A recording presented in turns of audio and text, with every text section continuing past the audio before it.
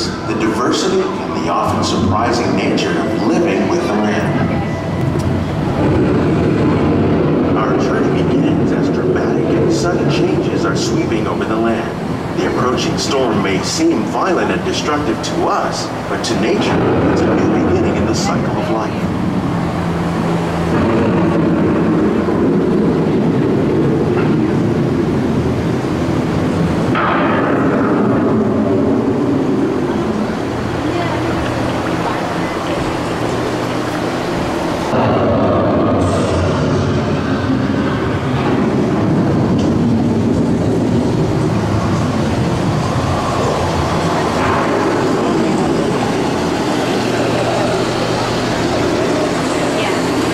The surface of the land also trap water from the flowing mud, extracting precious nutrients and minerals.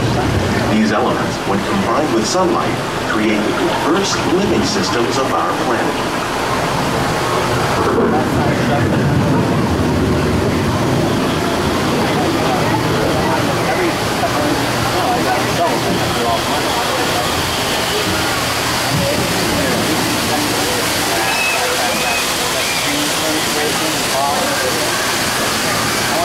One of those living systems is the rainforest, home to the most amazing concentration of life on our planet.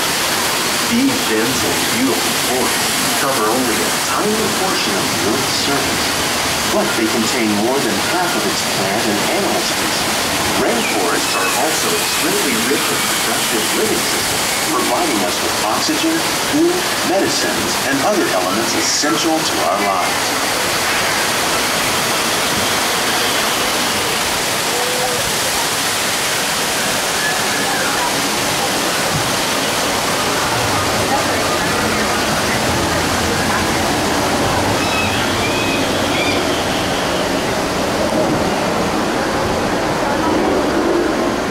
In the desert, nature has created a very different, no less beautiful living system.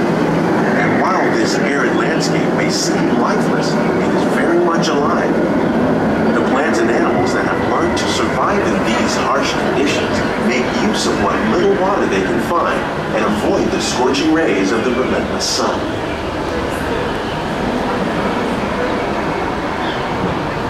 The American prairie once appeared as desolate as the desert, but over time, rainwater and nutrients gradually penetrated the hard surface of this land. Even the hooves of the mighty buffalo helped create the rich soil that would one day become home to the American farm.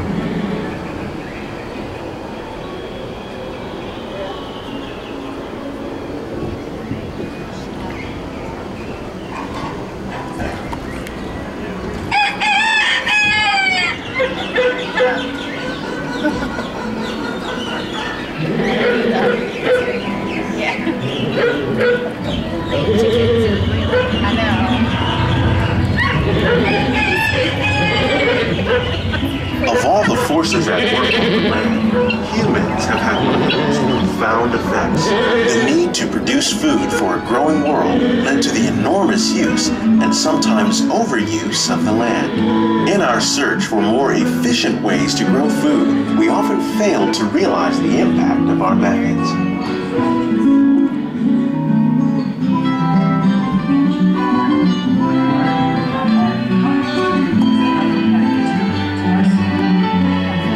Today, we're learning to live with the land, discovering better ways to grow food that will assure both human and environmental well-being.